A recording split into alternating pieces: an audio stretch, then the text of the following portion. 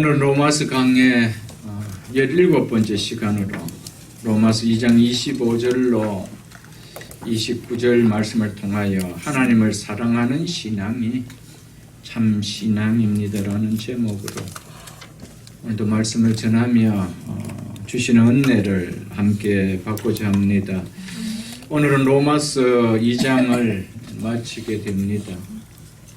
오늘까지 2장을 5번에 걸쳐 강해를 했습니다. 2장은 하나님을 마음에 두기 싫어하는 하나님에 대해 경건치 아니하는 이방인들에게 하나님의 심판이 임하는 것이 이방인에게 하나님의 심판이 임하는 것이 아니고 하나님 믿는다고 하는, 그래서 하나님을 마음에 두고 있다고 굳게 믿고 있는 유대인에게도 하나님의 심판은 임한다는 것을 선포하는 내용이 2장입니다. 마지막으로 사도 바울은 유대인임을 너무 자랑스럽게 여기며 자부하게 만드는 이제 할례 문제를 가지고 그들이 하나님 앞에서 심판을 피할 수 없는 이방인과 같은 자임을 고발하는 내용입니다.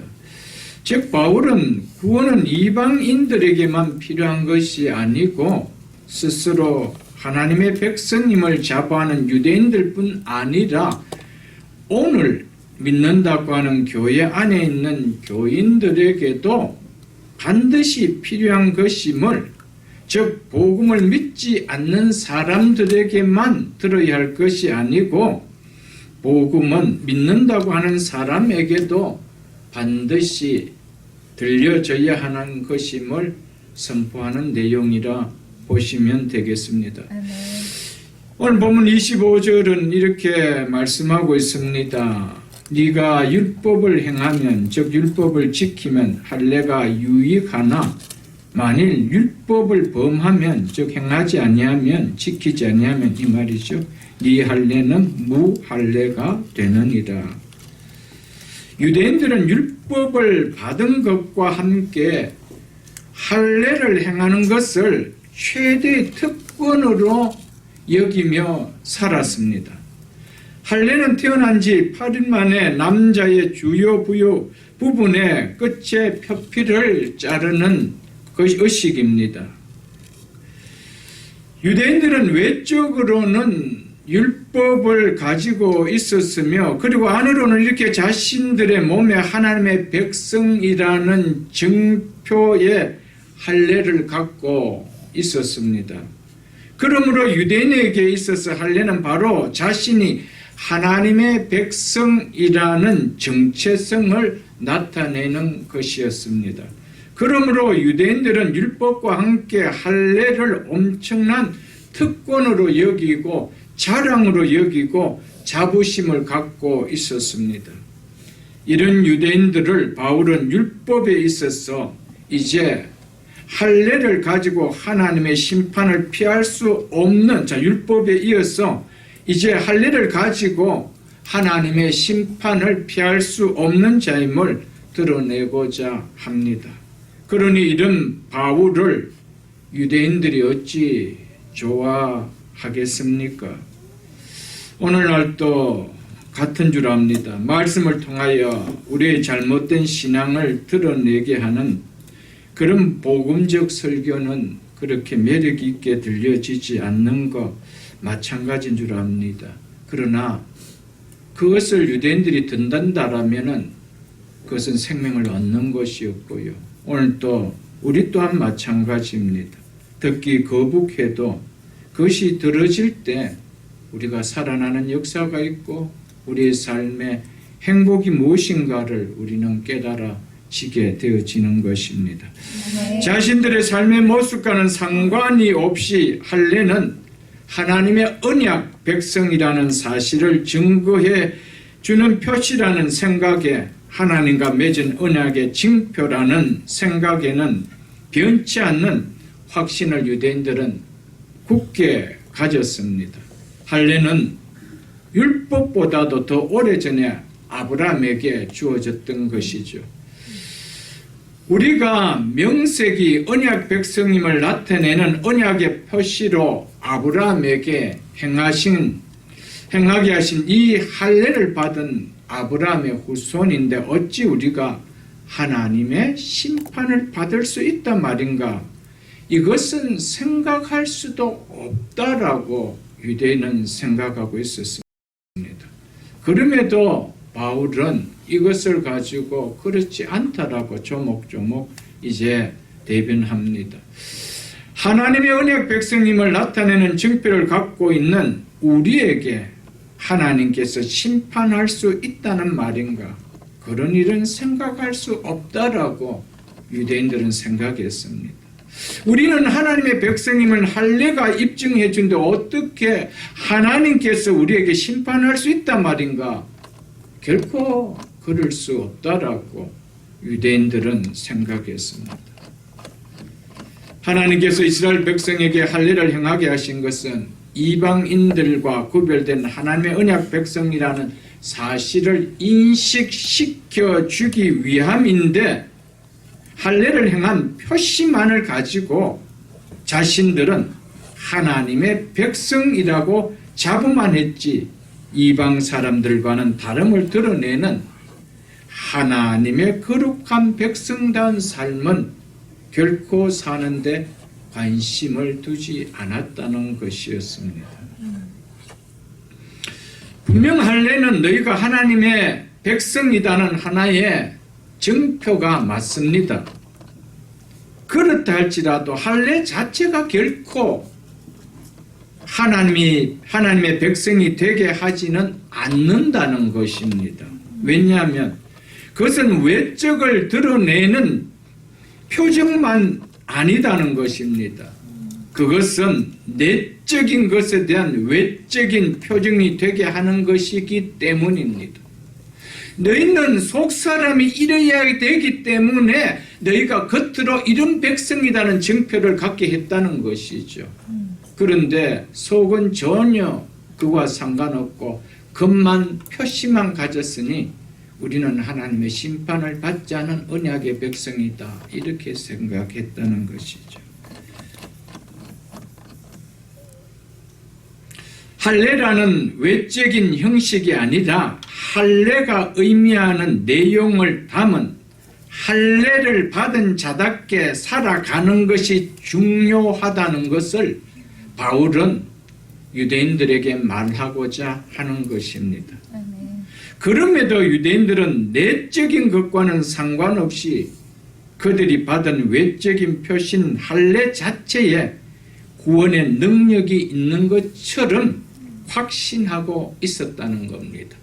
이것이 얼마나 어리석은 착각이고 성경을 바르게 깨닫지 못하는 오해입니까, 여러분들? 오늘날 이 유대인과 같은 이런 확신을, 그릇된 확신을 갖고 있는 분들이 교회들 안에 너무 많은 수가 있다는 것이죠, 여러분. 그러므로 오늘 이 말씀은 유대인들에게 하고자 하는 이야기가 아니고 오늘 교회 아닌 기독교인이라고 하는 우리에게 마치 유대인과 같은 사고를 가지고 교회 생활을 하는 자들이 너무 많다는 것이죠. 오늘 우리에게 이 말씀을 적용해 보아야 합니다. 세례는 죄인인 우리가 예수 그리스도의 보혈로 죄 씻음을 받아 구원받은 하나님의 자녀가 되었다라는 증표입니다. 그러나 그 세례가 우리의 죄를 씻어 구원을 받는 하나님의 자녀가 되게 할 수 있습니까? 그것은 결코 없다라는 것이죠. 세례를 받았다는 외적인 것만으로 나는 구원받은 그리스도인이라고 말하기보다 세례의 의미를 마음에 담은 내용이 생활에서 나오는 삶을 살아가는 신앙이 중요하다는 이 말입니다. 아멘. 할례를 행했다는 징표를 붙들고 우리는 유대인이야라고 하나님의 백성이라고 하지 말고 할례를 베풀어 준 그 의미가 무엇인지 마음에 담고 삼는 것이 더 중요하다 이 말이죠. 아멘. 이것을 바울은 유대인들에게 이야기하고 있습니다. 내용에는 아무것도 담은 것 없이 겉만 우리는 하나님의 백성인 징표를 갖고 있다는 이것을 가지고 구원을 확신하며 살아가는 그들을 향하여 하나님의 심판을 피할 수 없다라고 하는 것이 바울의 메시지지요, 여러분들. 죄 씻음을 받았다는 외적인 세례의 형식보다 죄 씻음을 받은 세례받은 자답게 사는 것이 바로 그리스도인이라는 것을 바울은 얘기하고자 하는 것입니다. 아멘.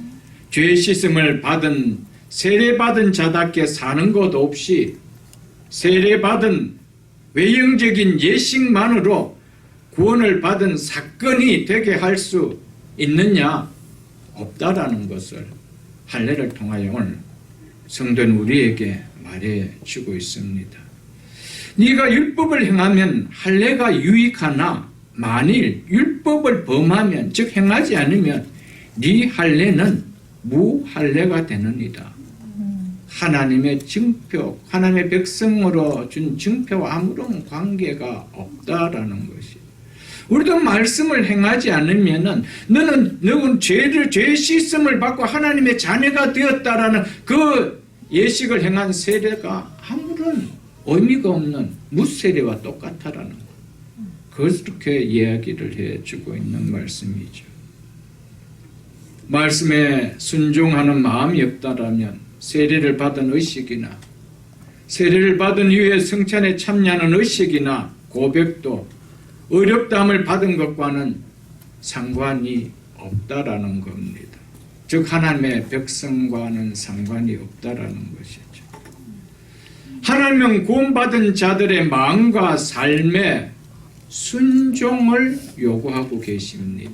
아멘. 그래서 지난 시간과 오늘 이 시간에 유대인을 가르쳐서 율법을 가졌느냐?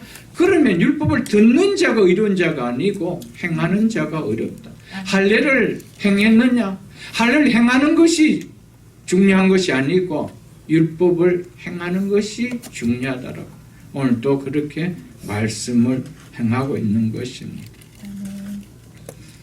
하나님의 말씀에 복종하고자 하는 마음이 있을 때 세례나 성찬과 같은 은혜의 외적 방편들을 소유한 사실이 우리에게 유익이 되어지는 것이지 순종하려는 마음이 없다라면은 네 할례는 무할례가 되니라고 하신 말씀처럼 은혜의 외부적인 방편들 이 세례나 성찬이 우리에게 아무런 의미가 없다 이 이야기입니다. 여러분들 세례와 성찬은 구원의 은혜를 주는 중요한 방편입니다. 그런데 이 은혜를 통하여 말씀의 순종함이 우리 속에 누려져야 되는데 말씀의 순종함은 없고 은혜의 방편만 붙들고 있는 외적 의심만을 붙들고 있다라고 우리는 그리스도인이라고 할 수는 없다라는 겁니다. 소유 이 사실을 소유하지 못한 믿지 않는 외인들과 다를 바가 없다라는 것이 오늘 바울이 오늘 본문을 통하여 우리에게 주는 메시지입니다. 하나님은 우리를 그리스도 안에서 그리스도께 속한 그리스도인으로 불러주셨습니다. 하나님은 우리를 그리스도 안에서 세상과 구별된 죄와 구별된 성도로 또한 불러주셨습니다. 그런데 그리스도인이라는 명함을 가진 자이기에 구원받은 자로 믿고 있지만 하나님께 속한 자답게 사는 데는 전혀 관심을 두고 있지 않다면 그래도 영원한 생명을 소유한 참된 그리스도인이라 할 수 있을까? 라는 이야기가 오늘 본문을 통하여 우리에게 주는 메시지입니다.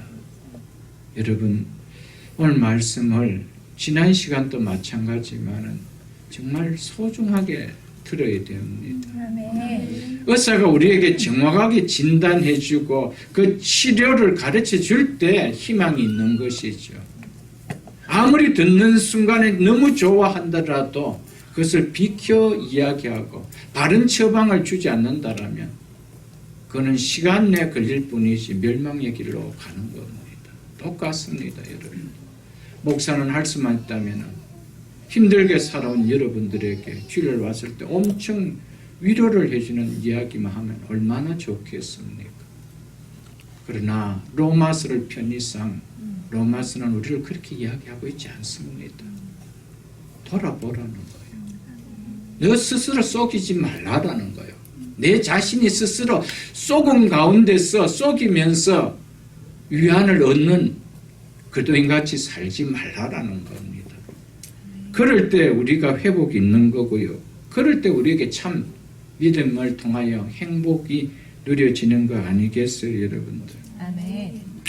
성도라는 명함을 가진 자이기에 구원받은 하나님의 자녀로 믿고는 있지만 세상과 구별된 자답게, 죄와 구별된 자답게 사는 데는 관심이 없는데 어떻게 하나님의 나라를 소유한 참된 성도라 할 수 있을까요? 여러분, 성경은 없다라고 합니다, 여러분들. 모르겠습니다. 마음이 좋은 목사는 있다라고 할지 모르겠지만은 성경에서는 없다라고 합니다. 그러니까 마음 좋은 목사의 이야기가 아니고 성경을 받아들여야 우리가 사는 겁니다. 아멘. 믿습니까, 여러분들? 아멘.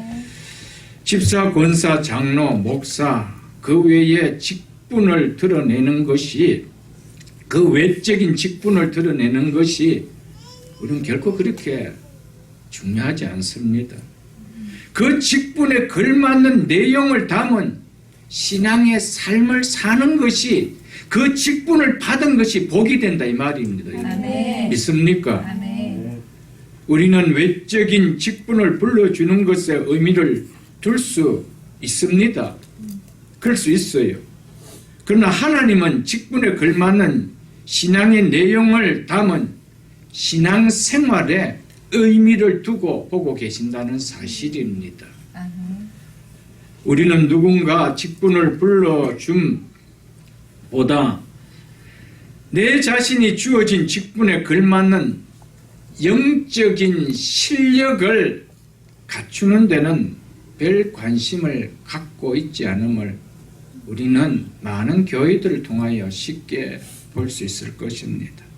교회가 점점 믿음의 모습을 보여주지는 못하는 이유 중에 큰 이유 하나가 있다라면 내용이 담긴 신앙의 삶을 살지 못해도 적당한 기간이 되면 마치 계급장을 달아주듯 훈장을 달아주듯 직분을 세워주는 것이 문제지요, 여러분.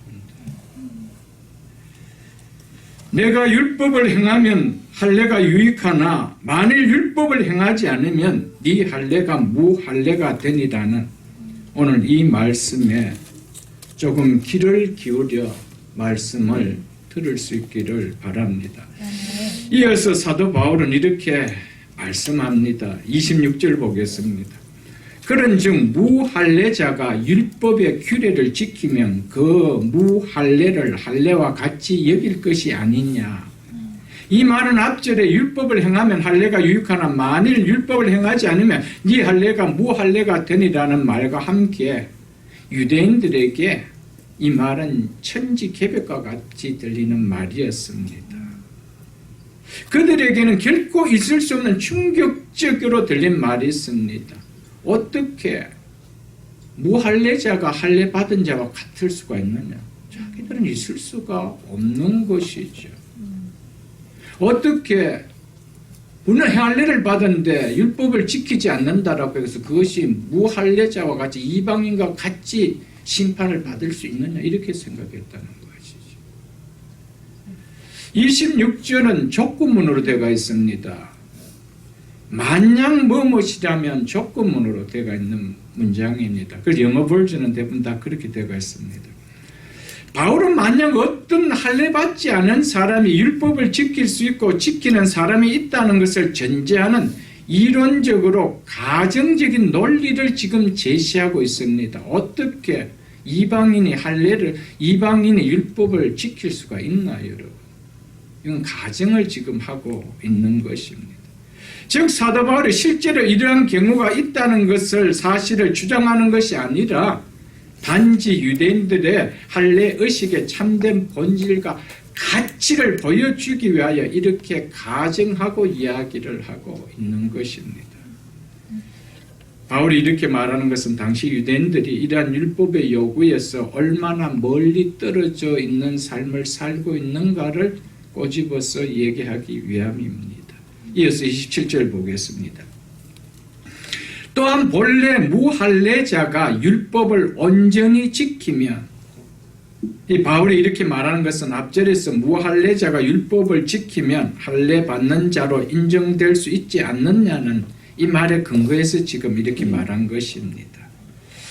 율법의 조문이라는 것은 이 규정이나 법령 등을 세세하게 이렇게 나열해놓은 이 항목들을 적어놓은 말씀을 이야기하지요. 그 율법 조문과 할례를 가지고 율법을 범하는 너희를 정죄하지 아니하겠느냐라고 이야기하는 겁니다. 만일 할례자가 율법을 안 지키고 있는데 무할례자가 율법을 지키는 자같이 산다라면 너희들을 어떻게 하겠느냐, 정죄하지 않겠느냐, 이거 이야기하고 있습니다. 이것을 우리에게 적용해 보면 쉽게 답이 나오는 것이죠, 여러분들. 바울이 이렇게 말하는 것은 하나님의 말씀인 율법을 행하지 않는 자에게 하나님의 백성인 것을 표정하는 할례가 무슨 의미가 있느냐, 이걸 이야기합니다. 말씀에 순종한 전혀 살지 않는데 그 외적인 표정이 무슨 의미가 있느냐, 이걸 이야기하는 것이죠.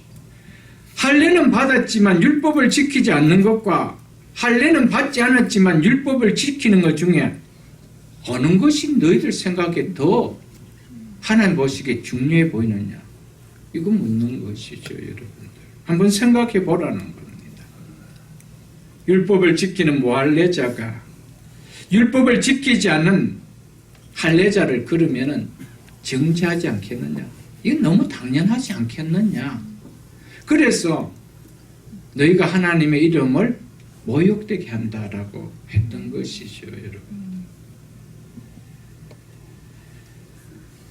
교회를 다니며 입술로 하나님을 말하고 하나님의 말씀을 말하면서 삶이 하나님을 믿지 않고 하나님의 말씀을 듣지 않는 사람들보다 못한 삶을 사는 현대 크리스찬을 질타하고 있는 말씀으로 우리는 들어야 됩니다. 유대인들에게 하는 이야기만이 결코 아닙니다.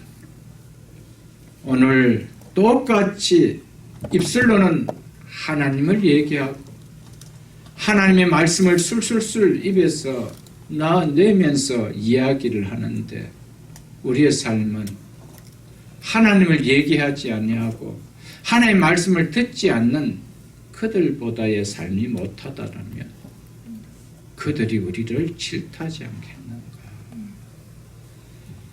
이렇게 적용하라라고 주신 말씀입니다, 여러분. 여러분, 예수를 믿는 것은요, 그냥 취미생활이 절대로 아닙니다, 여러분들. 생명이 달린 문제입니다, 여러분. 이건 취미생활이 아니에요, 여러분들. 문화생활이 절대로 아닙니다, 여러분들. 제가 이렇게 그림을 좀 가르치다 보니까 취미로 하는 사람의 특징은요, 그림에 대한 본질에는 관심이 전혀 없습니다. 조금만 비슷하게 그려지면 너무 좋아합니다. 조금만 비슷하게 흉내만 내서 그려지고 예쁘게 그려지면 너무 좋아하는 거예요. 본질에는 관심이 없어요. 이 작품을 통하여 어떤 미적 본질, 자기의 마음과 개성, 그것을 드러내고자 하는 아무 관심 없습니다. 그냥 어떻게 하면 예쁘게 담게 그리는가 그거죠. 여러분, 신앙도 마치 취미생활하면 그렇게 합니다. 내가 조금 열심히 내면 굉장히 잘 믿는 것처럼 내 스스로가 착각하고 있는 거예요. 왜? 본질하고는 상관이 없는 거예요. 신앙은 본질을 떠나면은 문화생활이 되고 취미생활이 됩니다. 조금만 열심히 하면 굉장히 자기가 몰두하고 있는 것 같고 마치 빠지는 것 같이 그렇게 착각하고 있는 것이죠. 여러분. 그렇지 않습니다.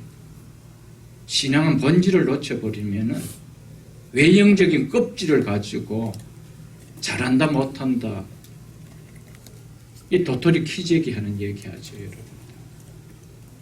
신앙의 본질은 생명입니다. 아멘.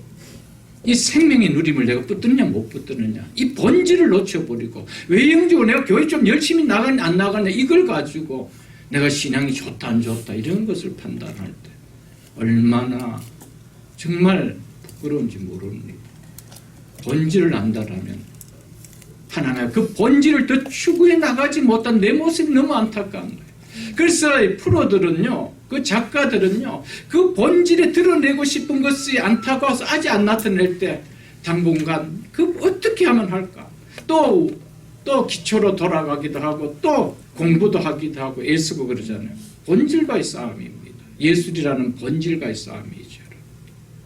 신앙은 본질과의 싸움이에요. 내가 좀 교회에 열심히 나와주고 예배 참석해주고 이런 문제가 아니에요. 여러분들. 그 취미생 아무리 그림을 잘 그려도 아무도 그림 안 사갑니다. 그 그림을 킵하고 싶은 사람도 없습니다. 자기 외에는 아무도 없습니다.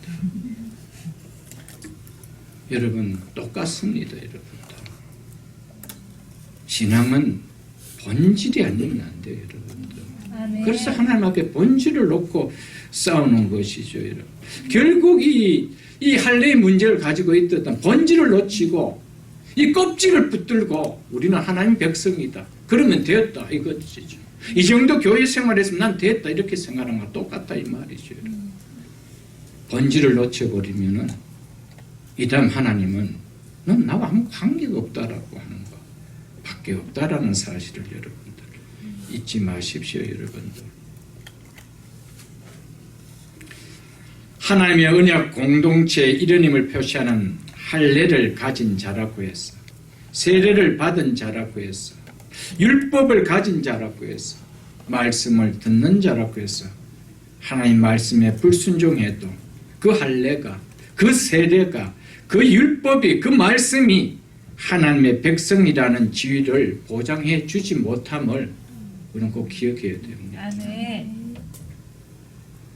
지난 시간에 이어 오늘 본문을 통해서 사도 바울이 전하고자 하는 핵심은 하나님의 백성의 증거는 구원의 증거는 할례도 세례도 율법도 말씀도 직분도 아니라는 것입니다. 말씀에 순종함을 드러내는 삶이라는 겁니다. 아멘. 말씀에 순종이라는 것이죠. 아멘. 우리 한번 봤던 말씀이지만 다시 한번 보겠습니다. 누가복음 8장을 한번 보겠습니다. 누가복음 8장. 신약성경 103쪽입니다. 누가복음 8장을 한번 펴보십시오. 11절로 15절 말씀까지 제가 읽어드리겠습니다. 이미 여러 차례 본 말씀입니다. 오늘 제가 본문을 좀 바꿔서 봅니다. 이 비유는 이러하니라. 씨는 하나님의 말씀이요 길가에 있다는 것은 말씀을 들은 자는 이에 마귀가 가서 그들이 믿어 구원을 얻지 못하게 하려고 말씀을 그 마음에서 빼앗는 것이요 바위 위에 있다는 것은 말씀을 들을 때 기쁨으로 받았으나 뿌리가 없어 잠깐 믿다가 시련을 당할 때에 배반하는 자요 가시떨기에 떨어졌다는 것은 말씀을 들은 자나 지내는 중에 이생의 염려와 재물과 향락의 기운이 막혀 온전히 결실하지 못하는 자요 이 세 밭은 다 이것은 겉 모양은 가지고 있었지만은 하나님의 백성으로서의 그런 외적인 모습은 갖고 있었지만은 그 열매를 가진 자는 아니라는 것을 보여줍니다. 왜? 결국 그들은 말씀에 순종하면서 다 실패하기 때문이었죠. 그래서 마지막 결실하는 천국 백성에 대해서 15절 이렇게 이야기합니다. 좋은 땅에 있다는 것은 착하고 좋은 마음으로 말씀을 듣고 지켜 인내로 말씀을 들은 이후의 삶의 태도가 어떠함을 나타내주는 말씀이죠. 그것으로 결실하는 자니라. 결실하는 이겁니다, 여러분. 아멘. 결실은 생명을 드러내는 거거든요. 그 앞에는 생명이 다 없어지는 겁니다. 그래서 19절로 그 이하를 읽어보겠습니다. 그 말씀에 대해서 하나님 똑똑하게 이 말씀에 대해서 똑똑하게 말씀을 또 한 번 주석해 줍니다. 예수의 어머니와 그 동생들이 왔으나 무리로 인하여 가까이 하지 못하니 어떤 이가 말하되 당신의 어머니와 동생들이 당신을 보려고 밖에 서 있나이다. 예수께서 대답하여 이르시되 내 어머니와 내 동생들은 곧 하나님의 말씀을 듣고 행하는 이 사람들이라 하시니라. 아멘. 믿습니까, 여러분? 아멘. 분명하게 이 앞에 이 네 밥 비유를 하고 마지막 좋은 밭 결실을 받는 이 하나님의 백성이 어떤 자임을 이야기하면서 한 번 더 주석을 딱 달아줍니다. 내 어머니와 내 동생들은, 즉 하나님 백성의 패밀리들은 누구라는 겁니까? 하나님의 말씀을 듣고 행하는 사람들이라. 아멘. 주님이 못 받고 있으면 여러분 잊지 마십시오, 여러분. 누가복음 6장도 여러분 피었으니까 누가복음 6장도 한번 보겠습니다. 46절을 보겠습니다. 누가복음 6장 46절 제가 읽어드리겠습니다. 너희는 나를 불러 주여 주여 하면서도 어찌하여 내 말하는 것을 행하지 아니하느냐? 내게 나와서 내 말을 듣고 행하는 자마다, 앞에는 행하지 않았냐 하면서 이제 행하는 자가 어떤 자를 이야기합니다. 행하는 자마다 누구와 같이, 즉 어떤 사람과 같은 것을 너에게 보이리라. 집을 짓되 깊이 파고 주철을 반석 위에 놓은 사람과 같으니 큰 물이 나서 탕류가, 즉 홍수가 그 집에 부딪히되 잘 지어졌기 때문에, 어떻게 지어졌대요? 잘 지었대. 그 인생이 잘 지어졌다 이 말입니다. 능히 요동하지 못하게 하였거니와 듣고 행하지 아니한 자는, 이들은 뭡니까? 길가 돌바 가시밭을 이야기하죠. 이 자들은 주초 없이 흙 위에 집 지은 사람과 같으니 탕류가 부딪힘에 집이 곧 무너져 파괴됨이 심하느니라. 여러분, 여기서 탕류는 두 가지를 의미합니다. 이 땅을 살아갈 동안에 예수 믿는 것 때문에 부딪히는 환경들을 이야기합니다. 여기 다 넘어진다는 것이죠. 또 한 가지는 가장 궁극적인 이것은 예수 그리스도의 심판을 이야기합니다. 심판 앞에 설 수 있는 자가 없다라는 거예요. 말씀을 준행하지 아니하고도 설 수 있느냐? 그건 없다라는 것을 이야기하고 있습니다. 이 땅에서도 무너질 뿐 아니라 장차 하나님 앞에서도 무너질 수밖에 없는 것을 이야기해 주고 있습니다. 어떻게 사람이 하나님 말씀을 다 지키며 살 수 있느냐라고 하는 사람과, 내가 믿음이 약해 다 지킬 수는 없지만은 그래도 지키며 살아가는 것이 하나님의 자녀가 맞지 않는가라고 생각하는 사람과는 너무 차이가 큽니다, 여러분들. 여러분, 이미 내가 말씀을 어떻게 다 지킬 수 있느냐라고 설정해놓고 지키지 못함에 대해서 내가 익스큐즈를 해버리고 사는 신앙이라면은 이것은 너무 위험한 신앙입니다. 만일 그 신앙을 임종 때까지 그렇게 가져간다라면 그건 정말 위험합니다. 지금은 그런 생각을 갖고 있다 할지라도 이렇게 사는 것이 맞지 하면 방향성을 거기 가지고 살아가는 것이 바른 신앙인이죠, 여러분들. 아멘. 사랑하는 성도 여러분들, 어떻게 사람이 말씀을 다 지키며 살 수 있느냐라고 이미 바운더리를 딱 정해놓은 사람의 특징은 길가밭, 돌짝밭, 가시덤불과 같은 사람입니다. 그런 사람들에게 어떤 믿음 때문에 어떤 환난이나 환경이 오면은 그냥 생각도 없이 그냥 접어버립니다. 생각할 틈도 없습니다. 왜? 어떻게 다 지킬 수 있느냐는 것을 내가 이미 정해놨기 때문에. 한 걸음도 믿음에 자람이 없습니다. 이런 사람의 특징은 말씀을 지키지 못한 것에 대한 죄책감이 전혀 느껴지지 않는다는 겁니다. 그래서 말씀을 지키지 못한 것 때문에 회개함은 전혀 없다는 겁니다. 일어날 수가 없다는 겁니다.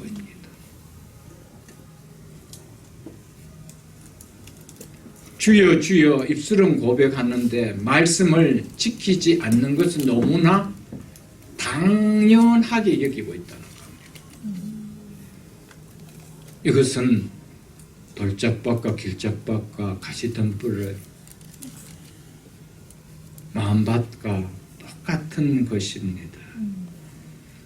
그러나 내가 믿음이 약해 다 지킬 수는 없지만 그래도 지키며 살아가는 것이 하나님의 자녀로서 마땅한 바지라고 생각하는 사람이 좋은 밭의 사람입니다. 아멘. 믿습니까, 여러분? 아멘. 이 사람의 특징은 어떤 문제가 부딪히면 믿음의 선한 싸움을 싸우고자 하는 1차 반응이 일어납니다. 이건 아니지. 반응은 일어납니다. 말씀이 못 지키는 것에 대해서 당연하게 절대로 여기지 않습니다. 믿는 사람이 이렇게 살면 안 되지라는 영적 싸움이 내 속에서 일어납니다. 이게 특징입니다, 여러분들. 혹 현실 앞에 믿음이 약해서 넘어져서 하나님의 말씀을 지키지 못하면 신앙의 양심이 나를 두드리면 내가 느끼게 됩니다. 그래서 마음이 아파 하나님 앞에 회개를 합니다. 이게 다릅니다, 여러분들. 여러분 스스로 각자에게 물어보십시오. 나는 전자에 속하느냐 후자에 속하느냐. 여러분, 오늘날 많은 사람들이 선한 교회는요, 말씀을 듣고 행하지 않아도 입술로 믿습니다 해도 한 번 받은 구원은 결코 무너지지 않고 끝까지 보장된다라고 위안을 주는 사람들이 모이는 교회입니다. 당연히 선호할 수밖에 없지요. 말은 틀리지 않게 합니다. 한 번 받은 구원은 하나님께서 절대로 거두어 가시는 법은 없다. 이건 절대적인 진리입니다. 이건 틀리지 않는 말이 틀린 말이 아닙니다. 성경적 진리의 말입니다. 이 말씀을 확신처럼 다른 말씀도 그렇게 확신처럼 믿느냐? 다른 건 그렇게 믿지 않고 있다는 겁니다. 그런데 이것만은 너무 확실하게 붙들고 있다는 것이죠. 그런데 문제가 뭡니까? 행함이 아닌 믿음으로 받은 구원에 대하여 바른 정리를 갖지 못하는 구원관이 문제입니다. 믿음관이 문제라는 것이죠. 정말 구원이 뭘까? 정말 믿는다는 그 믿음이 뭘까? 그 정의를 바르게 내리지 못하고 한 번 구원은 절대로 변개될 수 없는 영원한 구원이다. 이렇게 이야기하죠. 여러분, 우리 계획주의 신앙에서는 신학은 그건 절대적인 진리입니다. 하나님께서 한번 우리에게 베푼 칭의로 베풀은 구원은 변개하지 않고 끝까지 하나님께서 우리를 견인해서 가십니다. 틀림없는 사실입니다. 그러나 중요한 것은 그 구원을 믿는다라는 그 믿음의 정의를 내가 어떻게 내리고 있느냐는 거예요. 그게 성경적으로 내려질 때 나를 돌아보게 되는 것이죠. 아멘. 구원은 하나님께서 죄인인 우리에게 주시는 은혜이기 때문에, 선물이기 때문에 어렵다 칭해 주시면 그때부터 이미 부활의 몸으로 입혀지는 영화롭게 되기까지 완전하게 이루어 놓으셨습니다. 아멘. 우리 이것을 믿습니다. 아멘. 그래서 하나님 편에서 우리에게 주신 구원은 이미 다 이루어진 것이라고 이야기합니다. 이미 다 이루어졌다는 것. 거기에 근거해서 한 번 구원은 절대로 변개되지 않는다고 우리가 받아들입니다. 하나님 편에서는 한 번 우리에게 구원을 주신 구원은 그분이 취소하는 분이 없습니다. 왜? 그분은 신실하시기 때문에, 아멘. 공의로우신 때문에, 아멘. 거짓이 없시기 때문에. 그러나 구원을 받은 우리 편에서는 그 영화가 이루어지기까지는 그러나 아직 난예십니다. 그 시간까지는 우리는 진행 중에 있다라는 것이죠. 그래서 사도 바울은 빌립보서 2장 12절에서 항상 복종하여 두렵고 떨림으로 너희 구원을 이루라고 명령하고 있다는 것입니다. 아멘. 어렵다 함을 받은 자가 맞느냐? 그러면 어렵다 함의 구원의 가치를 깨닫고 그 구원을 이루어가는 자가 되어야 한다는 겁니다. 아멘. 근데 거기에 대해서는 전혀 관심이 없고 이미 한 번 구원은 주어졌기 때문에 아무렇게나 살아도 하나님은 그 구원을 안 거두어 가신다. 이 생각만 갖고 있는데 다른 말씀들도 그렇게 확신에 찬 말씀으로 믿고 붙들고 살아가면 얼마나 좋을까요, 여러분들? 근데 다른 말씀들은 어떻게 다 피해가고 그런 말씀만 확고하게 아멘으로 받아들이고 씩씩하게 살아가는지 이게 죄인들의 속성 아니겠어요, 여러분? 여러분, 그 구원을 이루어가는 자가 되어라는 이 말은 바로 성화를 이야기합니다. 아멘. 그 성화는 말씀에 순종하지 않고 일어날 수 있는 일이 절대로 아닙니다, 여러분들. 그래서 빌립보 교회 성도를 향하여 너희가 나 있을 때뿐만 아니라 더욱 지금 나 없을 때도 항상 복종하여, 다른 버전은 말씀에 순종함으로써 두렵고 떨림으로 너희 구원을 이루라고 이야기합니다. 아멘. 무엇을 순종함으로써요? 말씀을 순종함으로써. 아멘. 여러분, 성화는 내 속에 임하신 예수 그리스도의 생명을 드러내는 것이 성화입니다. 우리가 예수 그리스도를 믿음으로 말미암아 누구의 생명이 내 속에 들어와서 하나님의 자녀가 되는 구원을 받는 사건이 일어납니까? 예수 그리스도, 영원한 그분의 생명 내 속에 들어옵니다. 그러면 이제 내 속에 예수 그리스도의 생명이 들어왔기 때문에 예수 그리스도의 생명을 드러내는 삶을 살아가야 된다. 이것이 성화단 말이에요. 아멘. 그런데 그것을 어떻게 우리가 오르메릭으로 살아갈 수 있느냐? 절대로 그렇지 않다라는 겁니다, 여러분. 이것은 우리 속에 오신 성령께서 우리의 속에 오셔서 우리의 사고와 의지를 활용해서 성화를 이루어 가게 하십니다. 그것이 뭐냐면은 하나님의 말씀을 보도록 해서, 그 말씀을 듣도록 해서, 그 말씀을 배우도록 해서 하게 한다는 겁니다.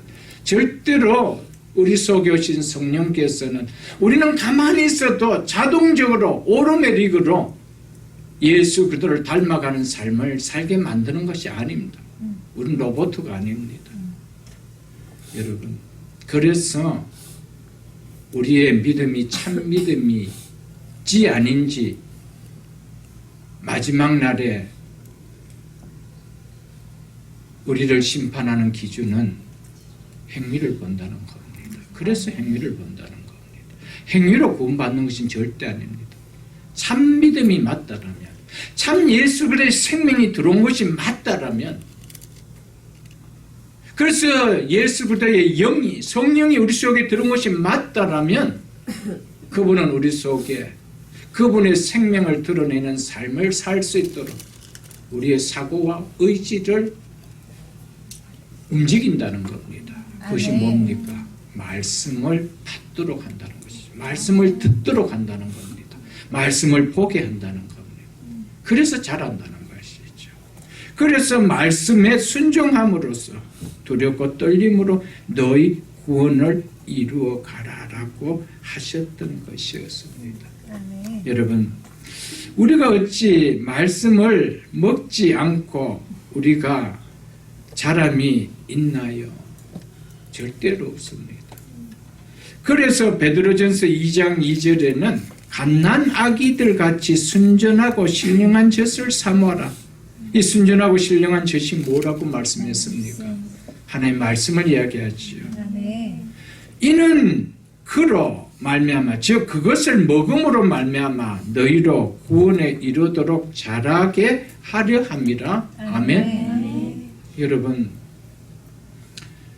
말씀을 먹지 않는데 우리가 예수 그리스도의 생명을 드러내는 성화가 일어날 수 있을까? 절대 없습니다. 여러분, 내 속에 성령이 오시는 정말 예수의 생명이 들어오는 칭의 사건이 일어났다라면 우리 속에는 성령이 계심이 확신되어집니다. 성령은 아무렇게나 살아도 괜찮다고 박수 쳐준 분이 절대 아닌데 왜? 그분은 거룩한 영이기 때문에. 아멘. 그래서 우리 속에 거룩하게 살아가는 방향으로 이끌어갑니다. 거룩하게 살아가는 우리의 그런 교본이 뭡니까? 바이블이라는 거예요. 아멘. 성령께서 쓰신 그 성경을 보고 우리를 하나님의 생명을 드러내는 삶을 살게 한다는 겁니다. 아멘. 그런데 어찌 우리가 구원을 받은 하나님 백성인데 하나님의 말씀을 듣는 것이 그렇게 싫을 수가 있어요, 여러분. 싫어하면 아닙니다. 아니요, 여러분들. 말씀을 싫어하시면 안 돼요, 여러분들. 쉬어감이 있더라도 말씀은 들으려고 해야 돼요. 아멘. 배우려고 해요. 아멘. 그것이 싫다라고 느껴진다면 정말 성령이 내 속에 오신 것이 맞을까라는 한번 그 캐시엄 마크를 좀 찍어볼 만큼 좀 심각성을 우리는 가져야 됩니다. 에베소서 2장 2절로 3절을 보면 우리가 이미 너무 많이 아는 말씀이기 때문에 제가 읽지 않습니다. 여러분, 그 말씀에 보면은 우리 하나님을 믿기 전에 죄인들의 특징은 불순종의 아들이라고 이야기합니다. 불순종의 아들. 하나님의 말씀에 순종하고 싶지 않는 삶을 사고 싶은 것이 예수 믿기 전에 특징이라는 겁니다. 그래서 하나님의 말씀에 순종하지 않고 등을 돌려 자기가 생각한 대로 살고 싶은 것, 마음과 육체가 원하는 대로 살고 싶은 것, 그것을 성경은 죄라고 이야기했습니다. 그래서 너희가 그 가운데, 그 죄 가운데 행하며 살았다라고 성경은 이야기하지요. 그렇다면 이런 죄인을 하나님께서 어렵다 하시고 구원시켜 본질상 하나님의 심판을 피할 수 없는 진노의 자녀인 우리를 하나님의 자녀로 삼아주신 목적이 뭘까요? 하나님의 말씀에 불순종했던 그들을 하나님의 말씀에 순종하는 자녀로 삼아주기 위함입니다. 아멘. 믿습니까, 여러분들? 아멘. 이게 특징이에요, 여러분들. 우리를 구원하신 특징은, 우리를 하나님의 자녀로 삼아주신 특징은 뭐냐? 천국 보내주기 위한 거 아닙니다, 여러분. 그렇다면 바로 예수 믿는 순간에 우리의 생명을 걷어가시고 하나님 나라로 보내야 되죠. 왜 이 땅에 살게 합니까? 너희가 지금까지 내 말씀, 내 말과 등지고 살고 네 마음과 생각과 육체가 원하는 데 살지 않았느냐? 불순종의 자식으로 살지 않았느냐? 이제는 말씀을 듣고 행하는 자식으로 살아라고 둔 겁니다, 여러분. 아멘. 그런데 예수를 믿는데 어떻게 우리가 하나님의 말씀과 등지고 싶은, 순종 안 하고 싶은 삶이, 그것이 억지로 라인을 정해놓고 살 수가 있나요, 여러분들? 살고 싶은데 살지 못하는 것이 늘 안타까워서 하나님 믿음 주옵소서 하는 게 이게 정상 아니냐 이 말이죠. 아멘. 근데 그것을 라인을 딱 정하면 돼. 요 이상을 건드리지 말라라는 거예요. 이건 위험한 이야기예요, 여러분들. 나중에 시간이 지나보면 알지. 내가 얼마나 위험한 지뢰를 내가 설치해놓고 살았구나. 근데 그 지뢰를 하나님 제거해 주시고 그 울타리를, 그 바운드리를 넘어가게 해주신 하나님 너무 감사합니다. 이걸 나중에 이제 깨닫게 되죠. 그때 깨닫게 되는 것이 뭡니까? 왜 일찍 이걸 몰랐는가? 이거 아니에요, 여러분들. 조금이라도 일찍 깨달으라고 목사가 늘 핏대를 세워서 전하는 거 아니에요, 여러분.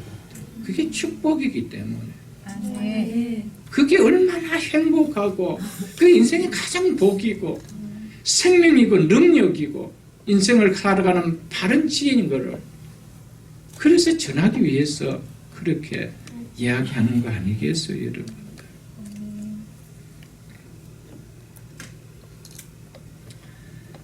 사랑하는 성도 여러분들, 그래서 바울은 로마서를 통하여 촉구하는 것은 믿음은 하나님의 말씀을 순종하는 것이다 라고 했습니다. 그래서 믿어 순종케 하나니. 여러분, 내가 예수 그리스도를 믿는다라면, 복음을 믿는다라면 거기에 나타나는 현상은 뭐라는 겁니까? 말씀을 듣고 그 말씀을 순종하고 싶다라는 거. 이게 일어나야 된다는 것이죠. 아멘. 이게 일어나야 된다. 그래서 듣기만 하고 행치를 하지 않는 자는 의로운 자가 아니라고 이야기합니다. 그리고 너희들 율법을 행하지 않으면서도 할례만 받았다라고 하나님의 심판을 피할 수 있느냐? 이렇게 이야기했던 것이었습니다. 여러분, 믿음이 뭐냐라는 정의를 성경적으로 내리지 못하면은 여러분, 한 번 구원은 영원한 구원이라는 이 여러분 나름대로의 성경적으로 이야기하는 정의가 아닌 여러분 나름대로의 용감함을 믿고 씩씩하게 살아가다가 마지막 하나님 심판 앞에서 그냥 눈물을 쏟는 것밖에 없는 것이죠, 여러분들.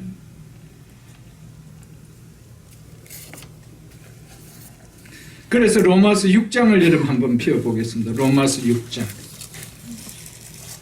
17절로 18절 제가 읽어드리겠습니다. 하나님께 감사하라. 왜 감사라고 하는지 보십시오. 너희가 본래 누구의 종이었더니 죄의 종이었더니 이 사실을 깨닫는 자는 정말 예수 믿고 나면 날 구원해 주신 하나님의 사랑 때문에 아니 감사할 수가 없지요, 여러분들. 너희가 본래 죄의 종이었더니 즉 하나님의 말씀에 불순종한 자였다 이 말이죠. 너희에게 전하여 준 바 교훈의 본을 하나님의 말씀 복음을 지금 이야기합니다. 그것을 마음으로 무엇하여 그러고 순종하여. 아멘. 그래서 죄로부터 해방되어 의의 종이 되었느니라. 아멘. 여러분들, 아무리 우리가 예수를 믿는다라고 내가 입술을 고백해도요, 마음으로 그 말씀에 순종하지 않으면 나는 여전히 뭐의 종으로 살아갑니까? 죄의 종으로 살아갈 수밖에 없는 거예요, 여러분들. 그러니까 여러분들 어찌 하나님 앞에 감사가 터질 수가 있겠어요, 여러분들. 구원은요, 내가 죄의 종이었다는 이 사실이 깨달아졌어.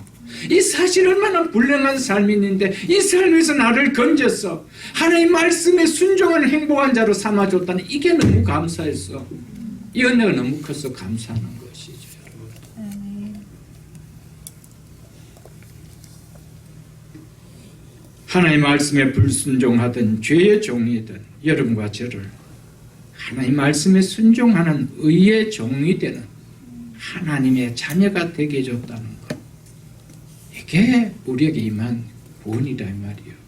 아멘. 구원은 이 땅에 하나님의 말씀을 순종하고 싶어 하는 자들이 누리는 겁니다. 아멘. 의의 종으로 살고 싶어 하는 자들이 누리는 것이죠, 여러분. 이 사실을 여러분 꼭 기억해야 됩니다. 우리의 남은 인생, 여러분, 제가 여러 차례 강조하지 않습니까? 그리 길지 않습니다, 여러분들. 이제는 하나님 앞에 설 준비를 하며 살아가야 될 나이에 우리가요. 아직까지도 이 땅의 인생에 목표를 성취하기 위하여 붙드는 사는 인생은 이제 아니라는 겁니다. 이제 40 중반이 넘고 50이 넘고 60을 바라보고 60을 넘어서 가는 인생이 뭐 이 땅에 여러분들 비전과 인생의 꿈을 품고 살아가요. 여러분. 하나님 앞에 돌아갈 잘 준비하며 살아가는 인생 되어야 되죠. 아멘. 이 땅의 것을 붙들려고 붙들면 붙들수록 하나님 앞에 서는 준비는 멀어지는 거예요. 말씀과 붙들고 사는 것은 힘들게 느껴지는 거예요. 그러다 덜컹 하나님 불러버리면 어떡하겠어요? 그 앞에 가서 목사가 뭐라고 여러분 장례 예배를 드릴까요? 뭐라 하면서 드려야 될까요? 여러분 좀 두렵고 떨림으로 사십시오. 그래서 여러분 신앙은 취미생활이 아니에요. 여러분. 문화생활이 아니에요. 본질입니다. 본질. 아멘. 본질을 붙드는 싸움이에요. 여러분. 아멘. 내 생명을 거둔다라면 내 생명이 하나님의 나라에 갈 수 있느냐 없느냐. 이 본질을 붙들어야 되는데 이 땅이 무슨 취미생활하는 것처럼 조금 열심히 믿는 사람 보면 왜 저렇게 이상하게 믿을까 하는 눈초리를 바라보고 그러지 마세요. 그것이 너무 정상이에요. 왜냐하면 본질을 아는 자라. 여러분 예술인들은요 본질을 알기 때문에 거기에 모든 것을 올인합니다. 그러나 취미생들은 올인할 줄 모릅니다. 그것이 다릅니다. 적당히 조금만 잘 그리면 이제는 졸업합니다. 더 이상 안 나옵니다. 이제 그 정도 할 줄 안다는 거죠. 그러나 프로들은 놓는 법이 없습니다. 끝까지 내 본질을 이룰 때까지.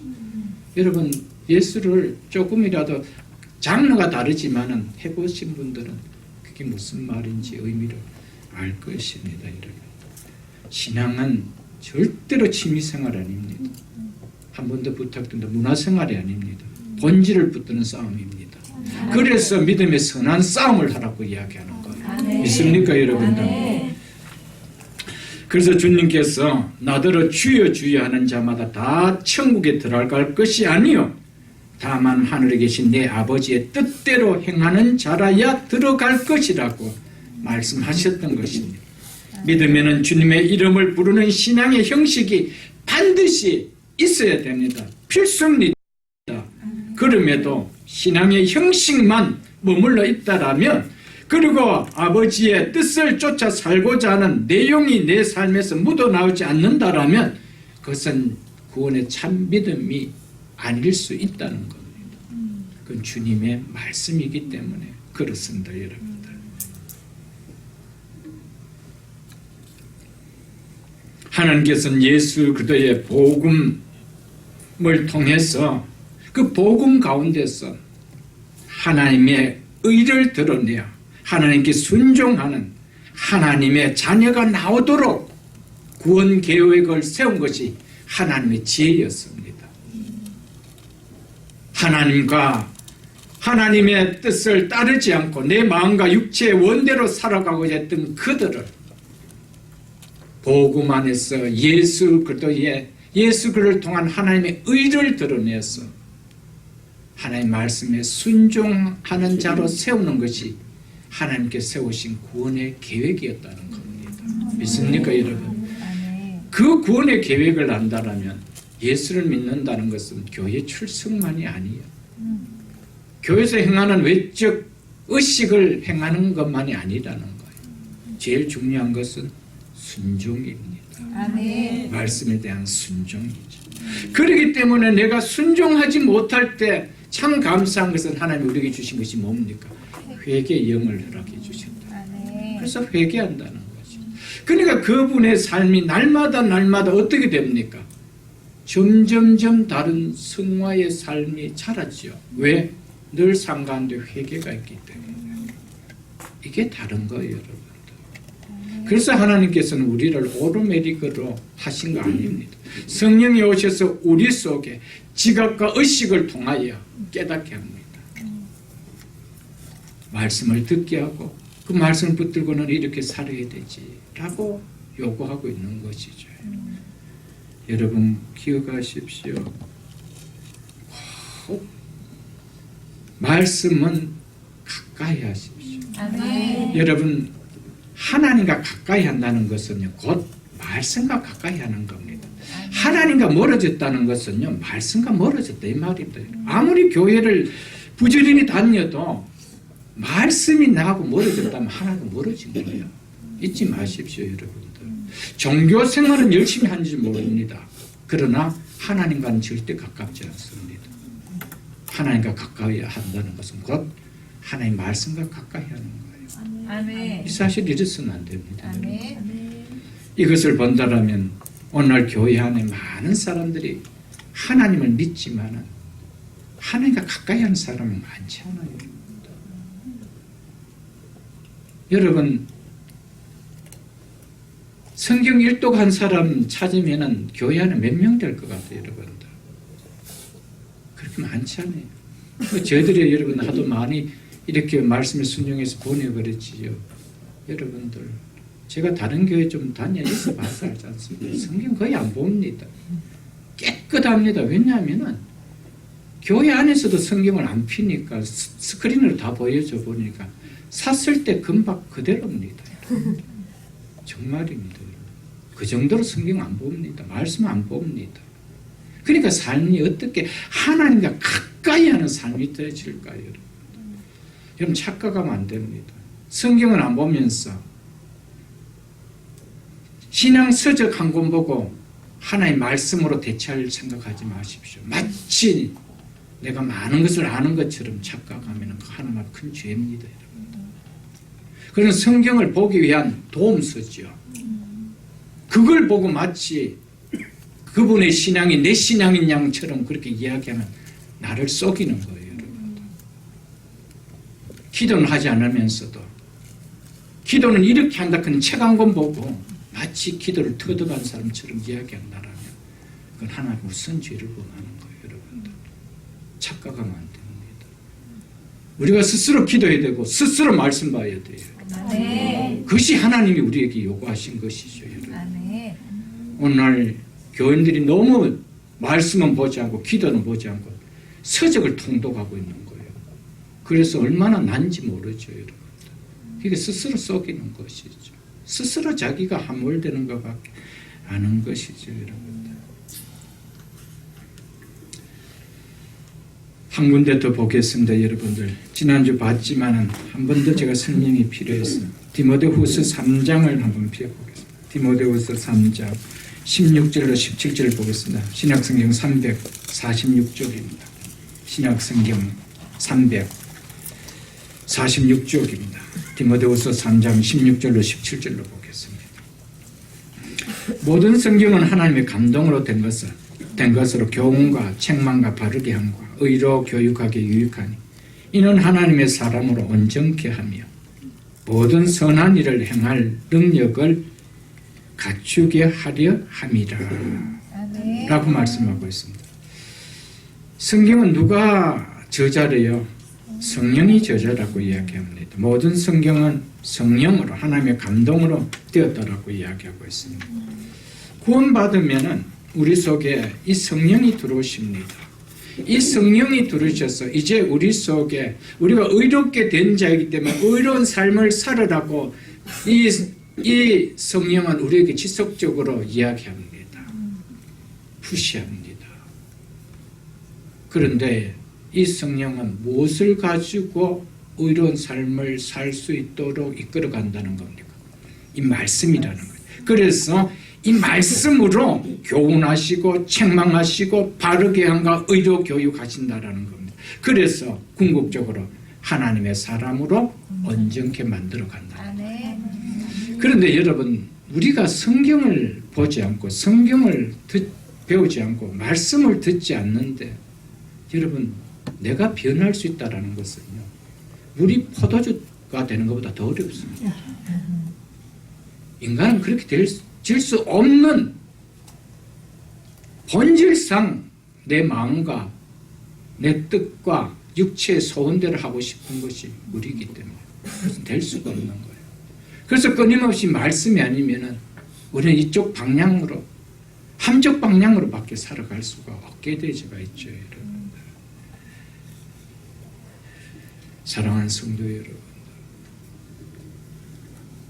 말씀을 이것은 교회 중직자나 교회 열심파들이나 말씀을 배우고 뭐 가까이 하는 것이지 우리 같은 사람 그런 생각하지 마십시오. 여러분, 정말 여러분들이 구원받은 하나님의 자녀가 맞다라면은 말씀 자리 앞에 서는 것은 이것은 너무나 필수적인 요소인 것을 잊지 마십시오. 여러분. 아멘. 그렇지 않고는 우리는 여전히 죄의 종입니다.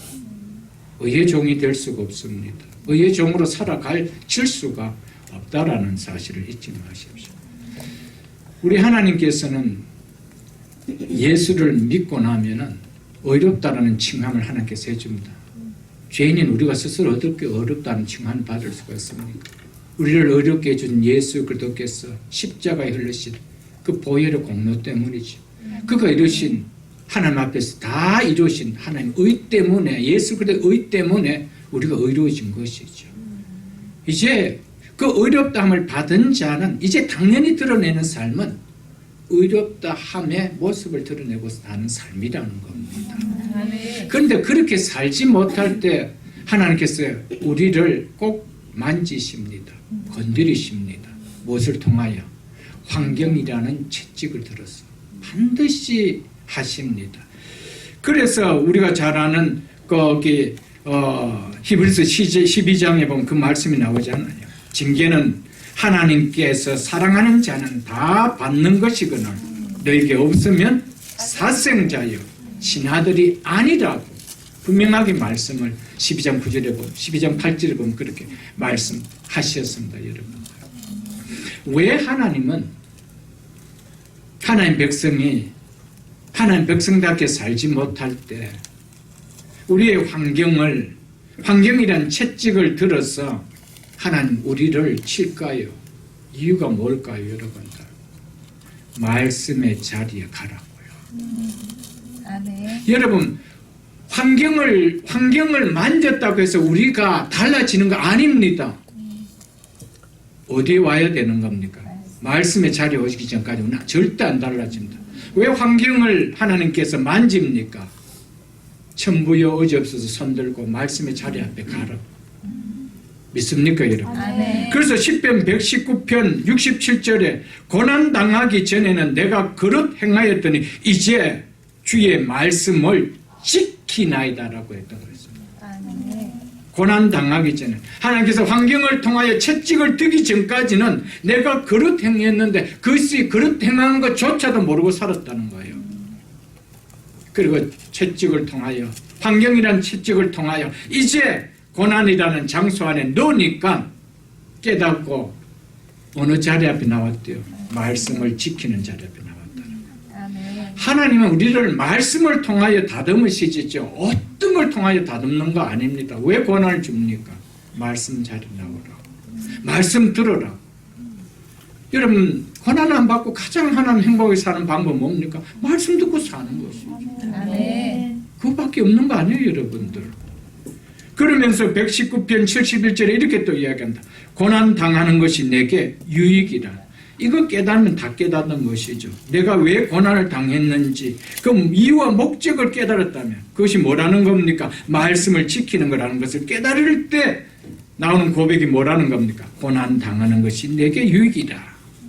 이로 말미암아 내가 주의 율례를 하나님 말씀을 배우게 되었나이다 라면서 주의 입의 법이 주의 입의 말씀이 내게는 천천 금은보다 좋으니다 이렇게 나옵니다. 아멘. 그렇게 싫어서 말씀을 떠나 살고 싶었던 자가 주의 입의 말씀이 천천 금은보다도 더 좋대요. 여러분,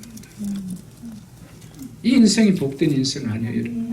하나님께서 당신의 자녀들에게 쓸데없이 고난의 환경을 통하여 고난의 채찍을 들까요? 우리 하나님 그런 무지몽매한 분이 아닙니다. 무식한 분이 아닙니다. 그 아들을 복되게 하기 위해서, 아멘. 그 자녀를 복되게 하기 위해서입니다.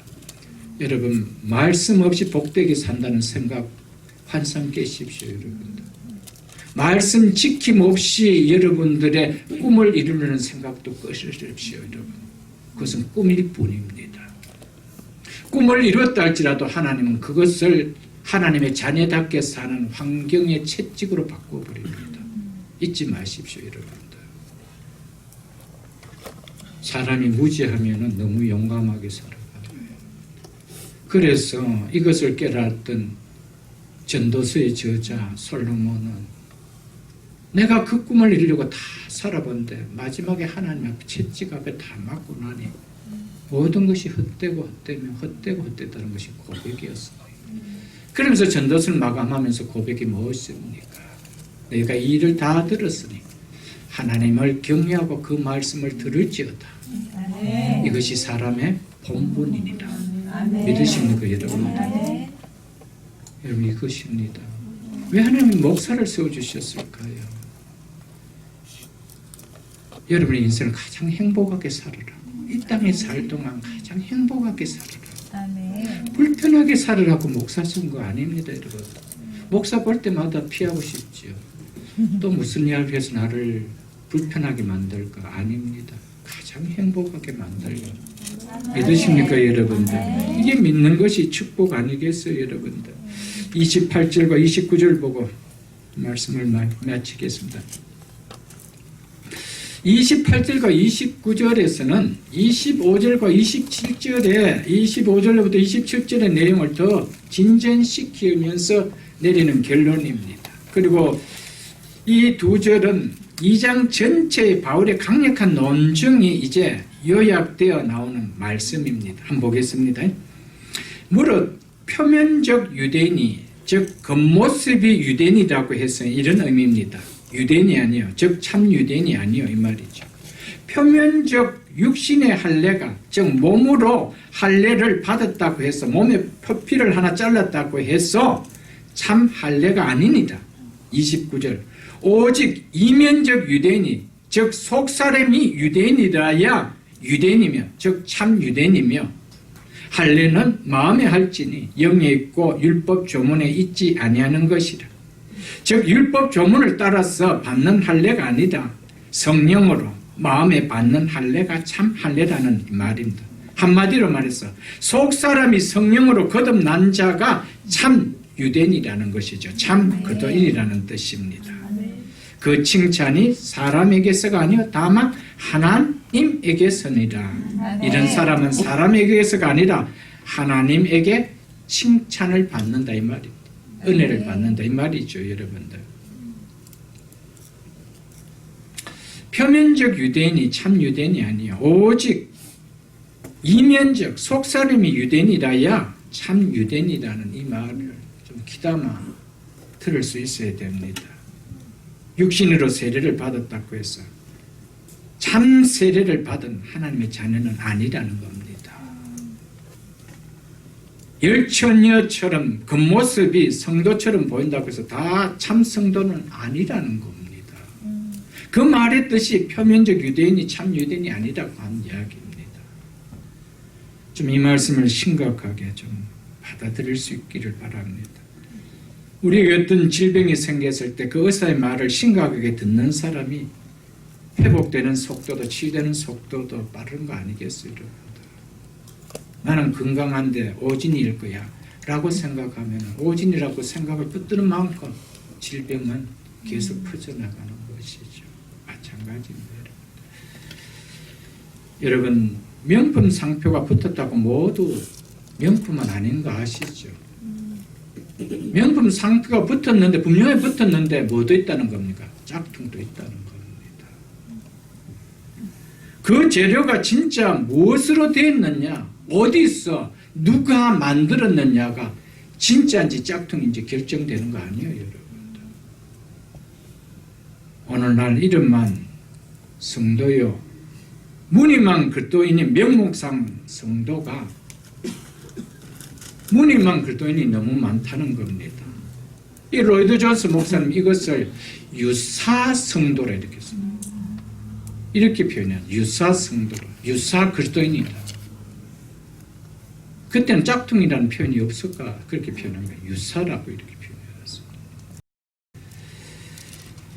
여러분 없다라면 이런 이야기를 하는 거 아니겠죠, 여러분들. 할례는 마음에 할지니 바울은 할례는 마음에 하라라고 합니다.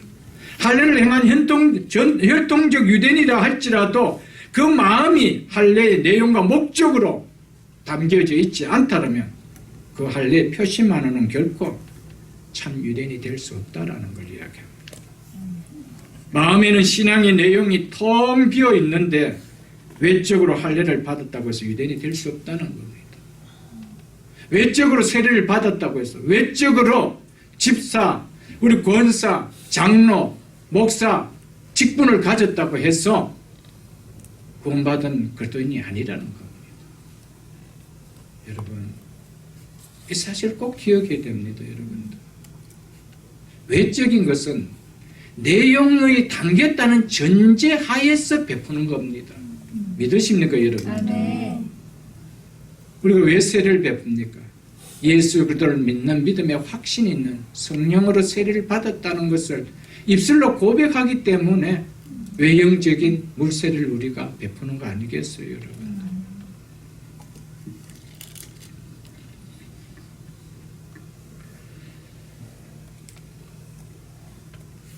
세례 받았다는 것만으로 우리는 참 그리스도인이 아니라는 것을 오늘 본문을 통해 좀 깨달으시고요.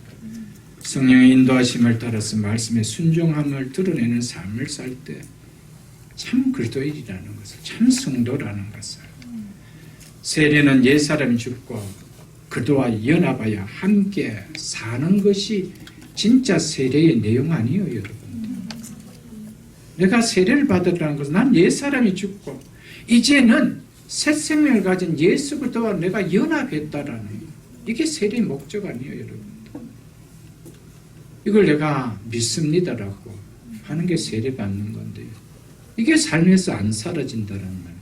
우리가 세례를 받았다는 그 외형적인 것이 무엇이 중요하냐. 세례는 내 육체와 마음에서 쫓은 옛 생명은 죽고 주님의 뜻을 따라 사는 주님의 생명이 부어진 자임을 드러내는 것. 이게 세례입니다, 여러분들. 여러분, 우리의 남은 인생, 이제는 과거에 예수 믿기 전에 내 마음과 육체가 쫓던 옛 생명에서 누리고 싶어 했던 그것을 이제는 추구함의 방향을 조금 접으십시오, 여러분들. 그것 때문에 본질을 잃어버린다라면 너무 허송세월입니다. 너무너무 안타까운 허송세월입니다. 진짜를 놓쳐도 괜찮은 거를 진짜처럼 붙들고 사는 거 얼마나 어리석어요, 여러분들. 진짜를 위하여 좀 비본질적인 것을 좀 놓을 수 있다면 정말 잘 사는 거 아니겠어요, 여러분들. 아멘. 이 땅에 그 여러분들 소원대로 다 붙들었다 한들 참 세례받은 자처럼 살지 못했다라면 이 땅의 것을 다 붙들은 것이 이단 하나님 앞에 설 때 그것이 무슨 자랑거리가 되겠어요, 여러분? 아무것도 아닙니다. 신앙은 본질의 싸움입니다.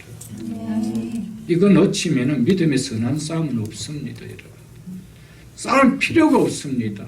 내 마음과 육체가 원하는 대로 그냥 움직이면 되는 거고, 나는 외형적으로 크리스찬이라는 모든 것은 다 갖춰져 있는 것으로 그냥 안주할 뿐이죠, 여러분.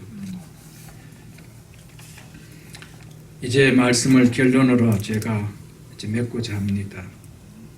사도 바울이 유대인을 향하여 이렇게 말할 때 유대인의 가장 큰 문제가 뭘까요? 율법도 의지하고 하나님도 자랑한데 무엇이 문제입니까? 근데 그 마음에 하나님을 사랑함이 없었다는 겁니다. 이게 문제입니다, 여러분. 율법을 의지하면서도 율법은 지키지 않습니다. 하나님을 자랑하면서도 하나님을 사랑하는 삶은 그들에게 없었다는 겁니다. 이게 문제였죠. 사랑하는 새벽 이스라엘 성도 여러분, 여러분과 저는, 우리 모두는 누군가를 한 번은 사랑해 본 경험이 다 있을 것입니다. 그렇기 때문에 결혼도 하셨을 것입니다. 여러분, 사랑한다라는 것은요, 감정이 움직입니다, 여러분들. 사랑하는데 감정이 안 움직여진다는 건 과연 사랑일까요, 여러분들? 사랑하는데 그 감정으로 인해서 표현이 드러나지 않는다라면 그 사랑일까요, 여러분?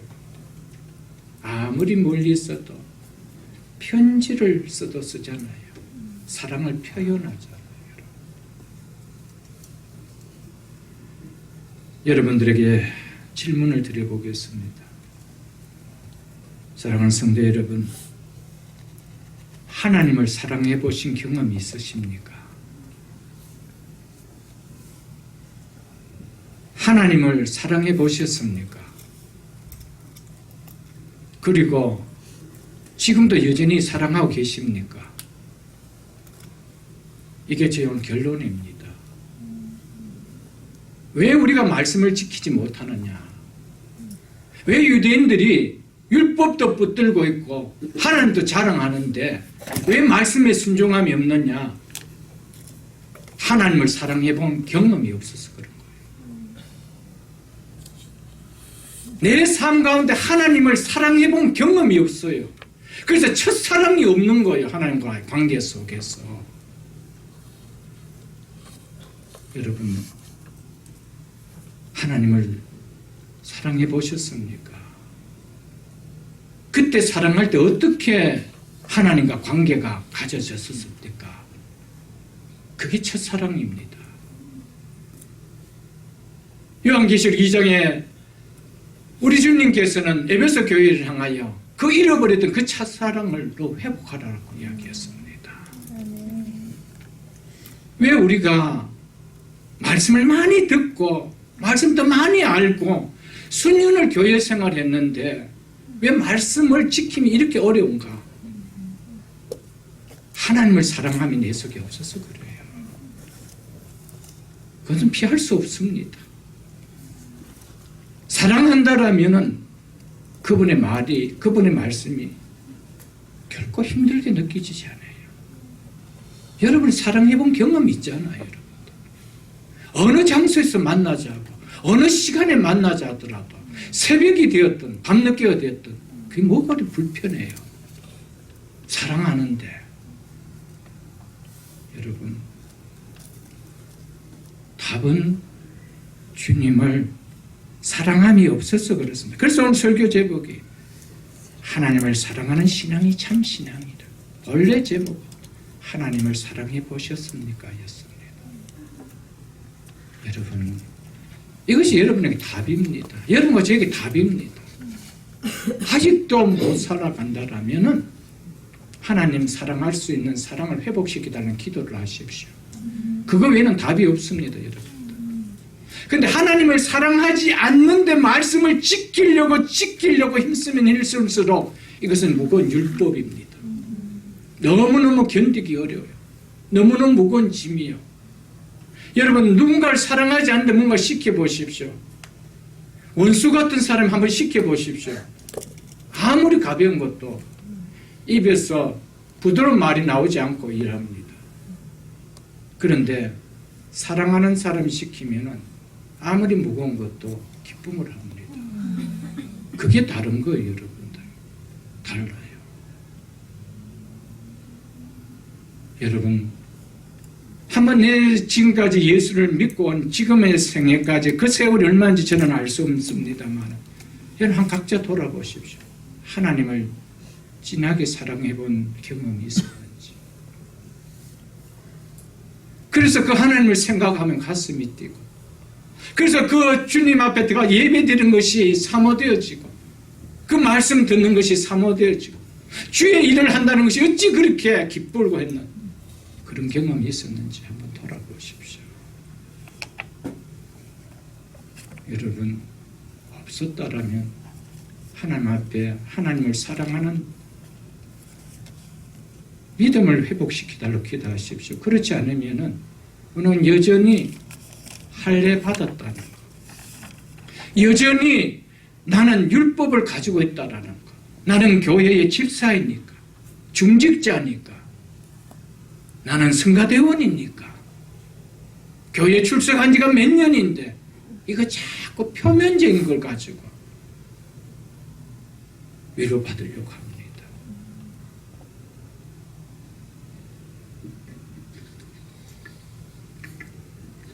그래서 예수님께서 마지막 승천하시기 전에 제자들 모아놓고 그 대표자 되는 베드로에게 한 얘기가 뭡니까? 네가 나를 사랑하느냐? 몇 번이나 그랬습니까? 3번 그랬습니다. 네가 나를 사랑하느냐? 그럴 때마다 베드로가 대답은 내가 주를 사랑하는 줄 주께서 아시나이다 그랬습니다. 여러분 오늘 이 물음에 네가 나를 사랑하느냐? 라는 이 물음에 주께서 아시나이다라고 고백할 수 있기를 축복합니다. 여러분 이 믿음이 회복되어야 돼요. 여러분들. 그렇지 않으면 우리는 많은 경우에 종교생활을 합니다. 본질과 싸우는 신앙생활이 아니고요, 외형적인 것 가지고 싸우는 거예요. 외형적인 것 가지고, 교회의 표면적인 걸 가지고 싸우는 거예요. 여러분들 그 아무것도 아니에요. 여러분들 주님 사랑하면 다 끝나는 거예요. 왜 제자에게, 왜 예수님께서 이야기를 했을까요? 이미 예수님께서 십자가를 지시기 전 달방 광야에서 14장에 보면 15절에 너희가 나를 사랑하면 내 계명을 지키라고 말씀했기 때문에, 23절도 예수께서 대답하여 이르시되 사람이 나를 사랑하면 내 말을 지키니라. 21절에도 나의 계명을 지키는 자라야 나를 사랑하는 자, 나를 사랑하는 자는 내 아버지께 사랑을 받을 것이요.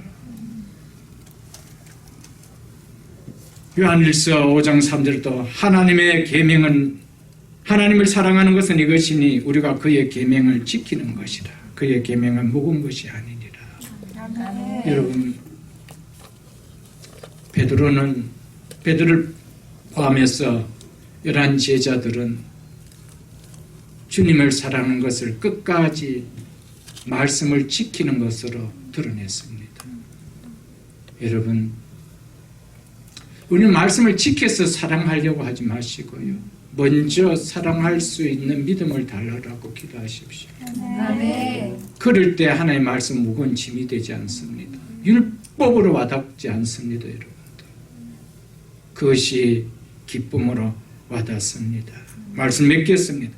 하나님을 사랑하는 신앙이 참 신앙입니다라는 말씀으로 오늘 전했습니다. 여러분 하나님을 사랑하지 않는 신앙생활, 하나님을 사랑해 보지도 않고 하나님과 사랑하는 관계도 한번 누려보지도 않고 외형적인 것에 힘을 쓰면 내가 얼마 갖지 못해서 번아웃됩니다. 내가 지칩니다. 하면 할수록 힘듭니다. 여러분 기쁘게 신앙생활을 할 수 있는 길은 한 가지밖에 없습니다. 하나님 사랑하며 신앙생활을 할 수 있게 해달라고, 나에게 엄청난 은혜를 준 이 은혜에 대한 사랑을 내가 느끼면서 하나님 신앙생활을 해달라고 하십시오. 그럴 때 오늘 우리에게 준 이 유대인과 같이 외형적인 것은 우리에게 아무런 요소가 되지 않습니다. 평생을 평신도로 살아도 하나님 사랑하며 삽니다. 평생을 주의 교회 일을 하며 살아도 하나님 뜨겁게 사랑하며 살아갑니다.